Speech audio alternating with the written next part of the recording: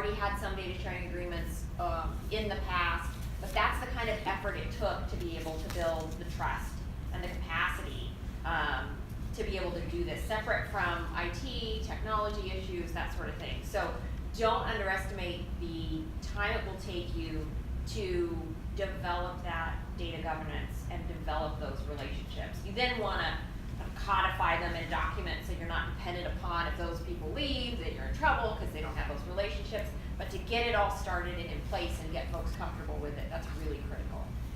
Another thing I want to focus on is having analysts in-house who can do the kind of work we're talking about. And Yvette talked a little bit about that.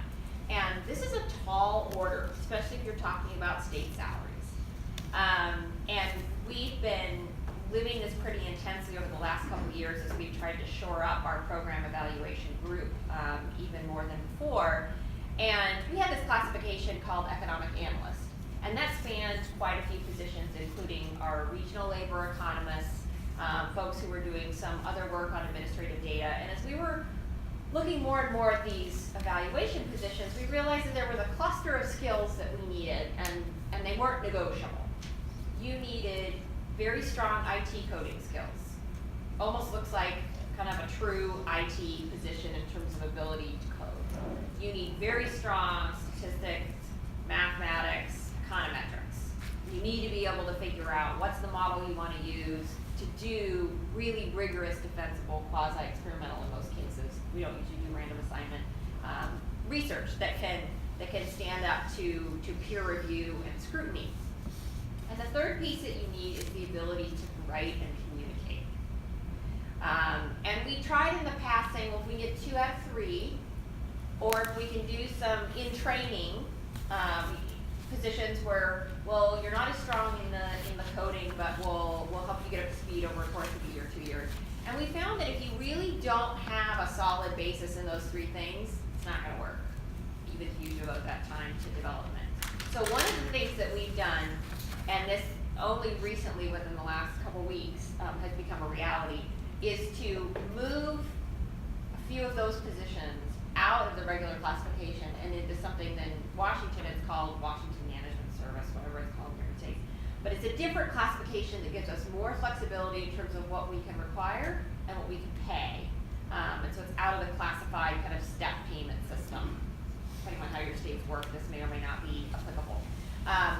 But this was something that for us was critical to be able to sustain this kind of expertise. Because what are we competing against? We're competing against research institutions who can pay more even if they're public institutions.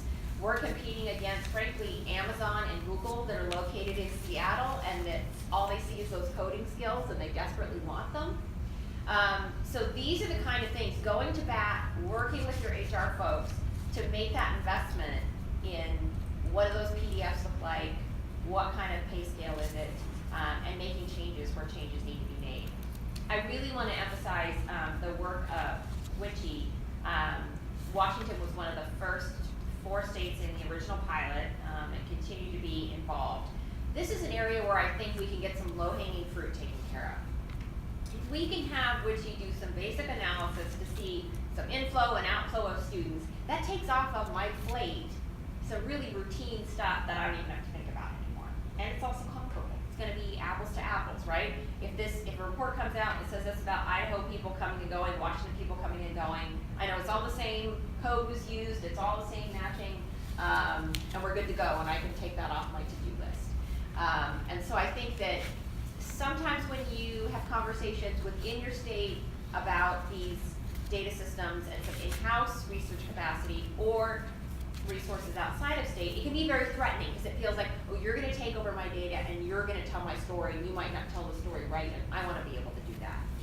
And I think it can be liberating to say, you know what, some of those basic things can be told and can be crunched by someone else, and then I have the ability to take a look at this and say, here's this UI program that provides additional weeks of benefits, called the Training Benefits Program, additional weeks of benefits if you're in training for an occupation that's in demand and you get to waive your work search.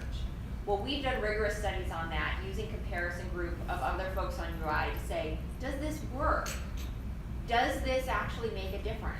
This is a net impact analysis. And that's the kind of thing tells you a lot more about, here are some populations who definitely seem to benefit, here are some populations where not as strong of a benefit. And so can we do things as we're marketing program, even separate from legislative changes, as an agency, can we do things in a marketing program to make sure that's more effective and efficient? And those are the sorts of things I think are really, really gratifying about being able to do that kind of research. So with that, I think I will stop talking, and questions for any of us? Well, I'll kick it off. So I want to go back to something that Jenna said earlier about, you know, money. It really does come down to money at some point. And so you spoke to the role of foundations, and you know that they were present. Do you see patterns in terms of where their presence matters most to states, or sort of what are the roles that seem